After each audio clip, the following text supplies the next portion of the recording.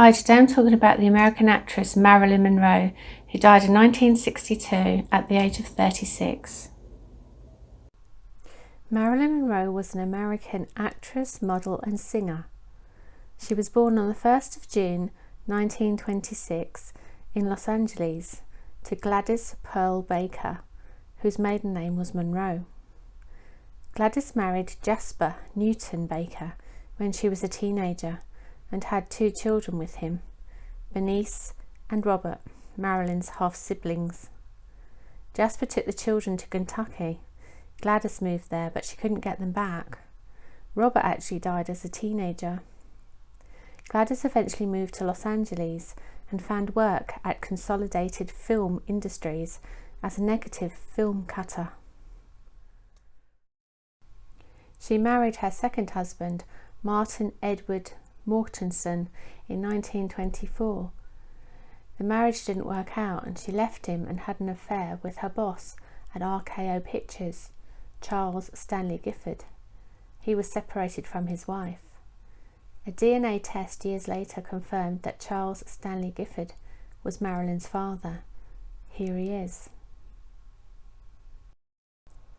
On Marilyn's birth certificate, she is registered as Norma Jean Mortensen, and her father is stated as Edward Mortensen. Gladys was still married to him at the time of Marilyn's birth. However, Marilyn was baptised as Norma Jean Baker. Gladys was mentally unstable and was eventually placed into an asylum. So Marilyn subsequently had a rocky upbringing and was raised by lots of different sets of foster parents and spent time in an orphanage. In 1942, she was living with the Goddard family, but her foster father was offered a job which meant a move. For whatever reason, they couldn't take Marilyn with them, and so Grace Goddard suggested to her neighbour, Ethel Doherty, that Marilyn should marry her son, James Doherty. Shortly after her 16th birthday, they got married on the 19th of June, 1942. James was called up for active duty in the Second World War, and Marilyn moved in with her in-laws in 1944. It was her mother-in-law Ethel who got her a job at a factory, Radioplane. One of her jobs was as a parachute inspector. Photographer David Conover arrived at the factory to take photos of the women working there. He took photographs of Marilyn, who then ended her factory career and started work as a model. She signed with the Blue Book model agency. She left James, known as Jim, and they eventually divorced in 1946. Through her modelling, she came to the attention of 20th Century Fox's executive, Ben Lyon, who gave her a screen test. She was signed to a 6-month contract. He didn't like her name. He thought of Marilyn when he was thinking about the Broadway star Marilyn Miller, and Monroe, which was her mother's maiden name. She secured bit parts in the movies Dangerous Years in 1947 and Scooter-Hoo, Scooter-Hey in 1948. Marilyn befriended the co-founder of 20th Century Fox, Joseph M. Schenck, who asked his friend Harry Cohn to give her a contract at his studios, Columbia Pictures. She bleached her hair and became a platinum blonde. At Columbia, she won a role in the movie Ladies of the Chorus. Marilyn met Johnny Hyde, the vice president of the William Morris Agency, and became his girlfriend. Through him, she got more work, such as a part in The Asphalt Jungle and All About Eve. Johnny got her another contract with 20th Century Fox, and she continued to get roles in movies. In 1952, she starred in Monkey Business with Cary Grant. She starred in Niagara in 1953 and Gentlemen Prefer Blondes in the same year. Her co-star was Jane Russell. This was the movie where Marilyn sang the memorable musical number Diamonds Are a Girl's Best Friend. They were both invited to place their handprints and footprints along with their autograph in the cement outside Gorman's Chinese Theatre. So they both had arrived. Also in 1953, She starred with Lauren Bacall and Betty Grable in the movie How to Marry a Millionaire. On the 14th of January 1954, Marilyn married baseball star Joe DiMaggio. The marriage only lasted for 9 months. They were divorced in October 1954. He wanted a stay-at-home wife, and Marilyn was a huge star who wasn't going to give it all up. He hated the scenes on the set of The 7-Year Itch, where Marilyn's dress blew up because of the air from a subway vent. In 1955, Marilyn set up her own production company, calling it Marilyn Monroe Productions. In 1956, she starred in the film Bus Stop. Also in 1956, she wed her third husband, playwright Arthur Miller. She starred in the movie The Prince and the Showgirl with Laurence Olivier, which was shot at Pinewood Studios in England. Marilyn's company, Marilyn Monroe Productions, produced The Prince and the Showgirl. Some Like It Hot was in 1959, which is my favourite movie. It also starred Tony Curtis and Jack Lemmon, who dress up as females to escape mobsters. Here they are. Tony Curtis is playing the saxophone and Jack Lemmon is playing the double bass. She won a Golden Globe Award for Best Actress in a Motion Picture Comedy or Musical for her role in the film. She made the film Let's Make Love in 1960, then her last completed film, The Misfits, was in 1961 with Clark Gable and Montgomery Clift. Marilyn divorced Arthur Miller in January 1961. In 1962, she began making Something's Got to Give. She was absent a lot through illness, and she had a dependency on prescription drugs to make her sleep and then to wake her up. The executives at 20th Century Fox weren't happy. She travelled to New York City to sing Happy Birthday to the president at the time, John F. Kennedy, who she was apparently having an affair with. This further angered the studio executives, and Marilyn was fired from the film. She was later rehired to resume her work on the movie. In the early hours of the 5th of August 1962, Dr. Ralph Greenson, Marilyn's psychiatrist, called the Los Angeles Police Department to inform them that Marilyn had been found dead at her home in Brentwood. Chief Medical Examiner Dr. Thomas Noguchi ruled her death was from acute barbiturate poisoning, and it was recorded as probable suicide on her death certificate. But rumours of her being murdered by the FBI, the CIA, the Mafia, and even the Kennedy family have persisted. Here is Marilyn with Robert Kennedy and John F. Kennedy at his birthday celebrations. The weekend before she died, Marilyn accepted an invitation from singer and actor Frank Sinatra to stay at the Carnarvon Lodge, a resort and casino on Lake Tahoe, which Frank owned at the time. 2 stories emerged about the events of that weekend. The first was that Joe DiMaggio, Marilyn's former husband, arrived and became angry with Frank Sinatra and both the President John F. Kennedy and his brother Attorney General Robert Kennedy because they were giving Marilyn drugs and alcohol and taking compromising photographs of her with men in an attempt to use them as blackmail should she threaten to expose her love affairs with both Kennedy brothers. The second story is that Mafia mobster Sam Giancana was at the lodge, and he warned Marilyn to stop causing problems for the president and his brother. Robert had discovered that Marilyn kept a detailed diary of her intimate encounters with the president and the subjects they discussed. This prompted the president to end their affair. She then embarked on an affair with Robert Kennedy. When Robert broke it off, Marilyn was distraught and bombarded the White House switchboard with telephone calls asking to speak to John or Robert. She told her friend Peter Lawford, who was the Kennedys' brother-in-law, she was going to expose the affairs as revenge for the way she had been treated.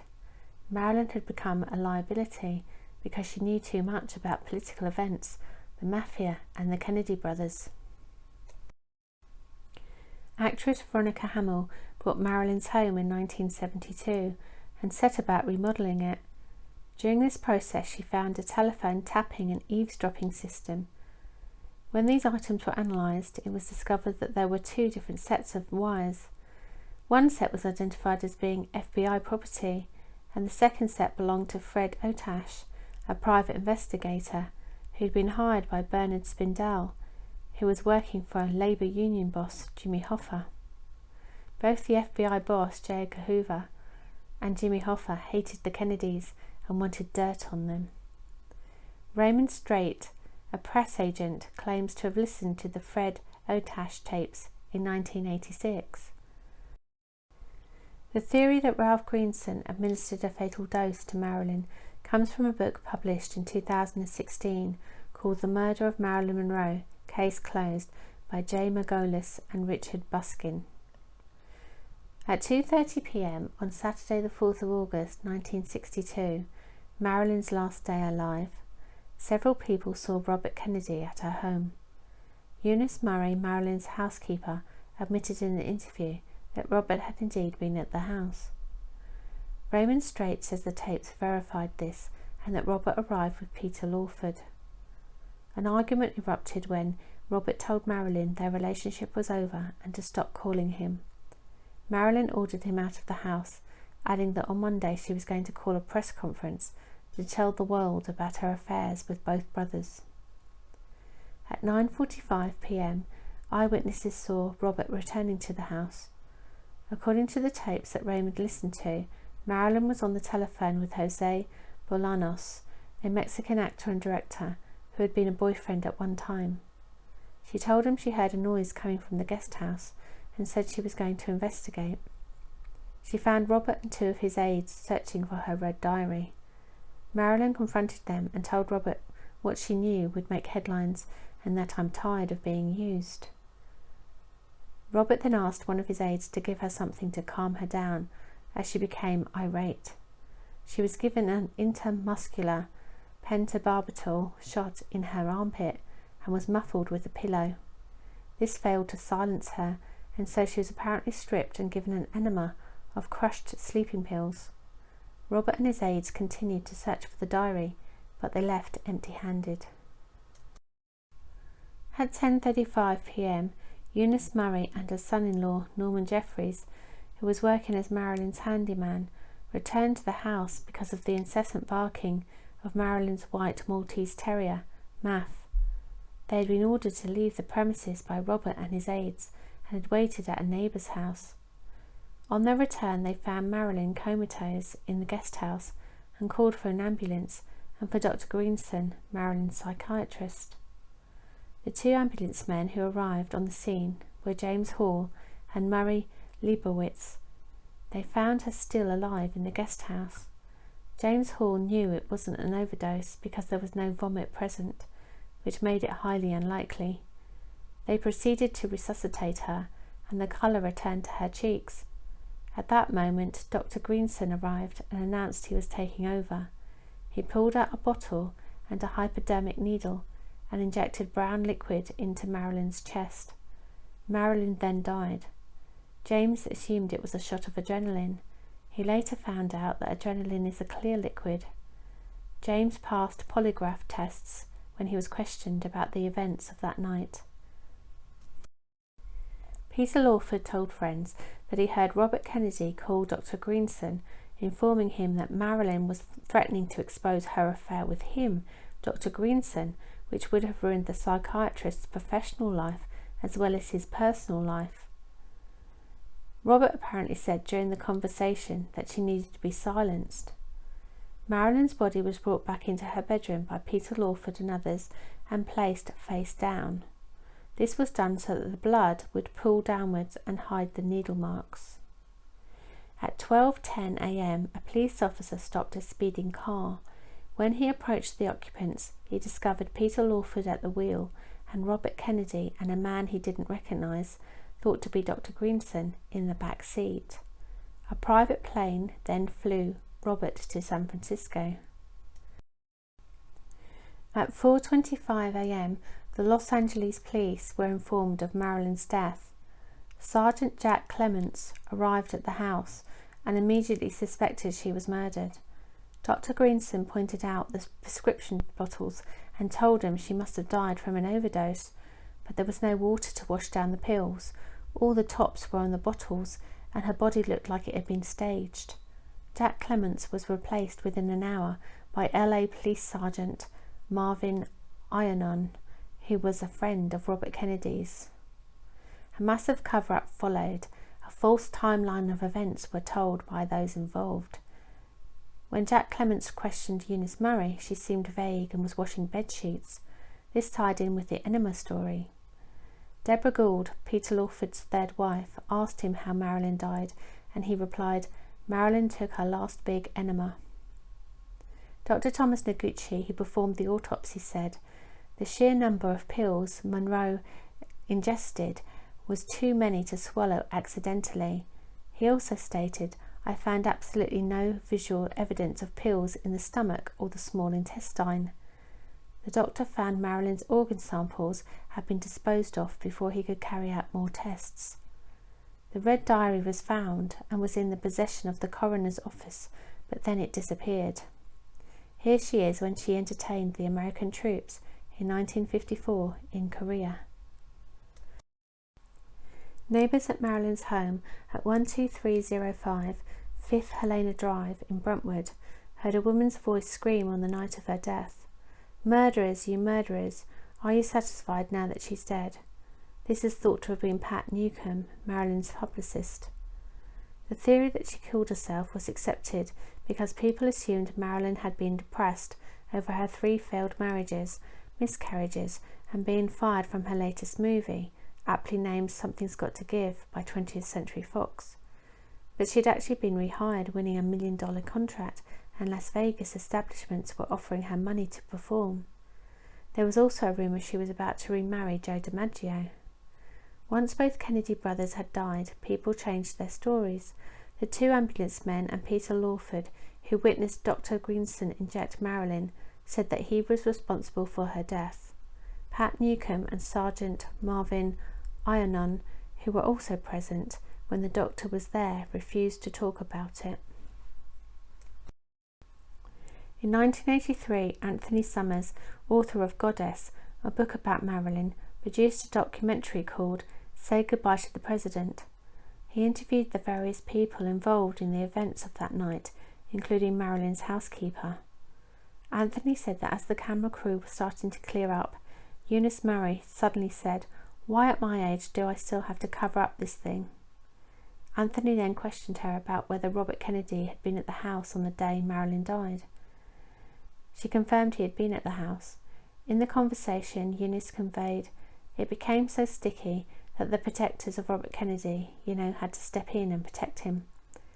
He asked her why she hadn't said this in 1962, and she answered, "I told whatever I thought was good to tell." There was a Latin inscription on a tile at the entrance of Marilyn's Spanish-style Brentwood home, when translated was, "My journey ends here. Here I am outside the house in the year 2000. Marilyn was buried in a wall crypt, crypt number 24, in the Corridor of Memories at Westwood Memorial Park, 1218 Glendon Avenue, Los Angeles, California. Here I am at her crypt again in the year 2000. Here is the memorial bench that was placed there in 1992 on the 30th anniversary of her death. Marilyn had spoken to Joe DiMaggio's son on the night she had died, and he said she had seemed fine. Joe DiMaggio had remained close to Marilyn. He felt the people she was mixing with weren't good for her. According to reports, Joe was planning on asking her to marry him again. He arranged her funeral and barred the people he felt had been detrimental to her well-being. Hollywood stars were barred, and also the Kennedy family. He never remarried. He had long-stemmed red roses sent weekly to Marilyn's crypt for 20 years. Joe's last words were apparently, "I'll finally get to see Marilyn." So what do you think about that theory then? Leave your comments below. If you like this video, please like, share, subscribe, press the notification bell, and I'll see you in the next one. Bye!